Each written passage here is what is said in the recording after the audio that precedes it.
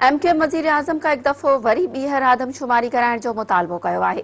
वजीर आज़म एमक्यूएम खे ख़ातिरी कराई त ॿीहर आदमशुमारी जो वाइदो पूरो कयो वेंदो। वजीर आज़म ऐं एमक्यूएम वफ़द जी मुलाक़ात जी अंदरूनी कहाणी साम्हूं अची वई आहे। ज़रियनि जो चवणु आहे त एमक्यूएम जे वफ़द खे वजीर आज़म ख़ातिरी कराई त ईंदड़ बजट में आदमशुमारी लाइ फंड रखिया वेंदा। वजीर आज़म वफ़द सां ॻाल्हाईंदे चयो त तव्हांखे यकीन ॾियारियां थो त ॿीहर आदमशुमारी जो वाइदो पूरो कयो वेंदो। ज़रियनि जो चवणु आहे त एमक्यूएम कराची ऐं हैदराबाद जे शहरी इलाइक़नि जे डोमिसाइल जो मसलो बि उथारियो ऐं चयो त शहरी माण्हुनि जा हक़ मारिया पिया वञनि। ज़रियनि मूजिबि वज़ीर आज़म जाली डोमिसाइल ठाहींदड़नि ख़िलाफ़ कार्रवाई जी ख़ातिरी कराई। वज़ीर आज़म इमरान ख़ान चयो त ईंदड़ बजट में सिंध जे शहरी इलाइक़नि खे नज़रअंदाज़ न कयो वेंदो। वज़ीर आज़म चयो त एमक्यूएम असांजे अहम इत्तेहादी आहे, उन जा जाइज़ मुतालबा तस्लीम कया वेंदा। पाणी सिवरेज ऐं तरक़ियाती कम तरजीही बुनियादनि ते कया वेंदा।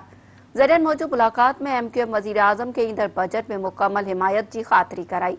वज़ीर आज़म सां मुलाक़ात में एमक्यूएम पाकिस्तान जे सरबराह ख़ालिद मक़बूल सिद्दीकी, आमिर ख़ान, वसीम अख्तर, अमीनुल हक़, सेनेटर फैसल सब्ज़वारी, जावेद हनीफ़ ऐं कंवर नवीद जमील शिरकत कई। वज़ीर आज़म सां मुलाक़ात में सिंध जो गवर्नर इमरान इस्माइल बि मौजूदु हुयो।